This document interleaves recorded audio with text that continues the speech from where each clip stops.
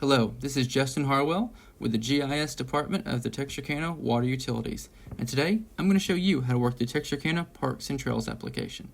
This application can be used on a desktop or mobile device.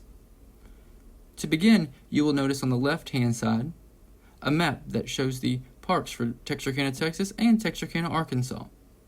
On the right-hand side, you will see our trails locator. By typing in your address, you will find the trails that are closest to you. Once your address is typed in, you will see a list with the trails that are nearest to you. By selecting one of them, it will give you more information, such as the length of a trail or dogs allowed.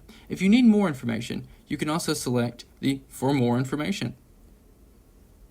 To use the park locator, look in the top right-hand corner and select the tree icon. From here, type in your address. This will pull up the parks nearest to you.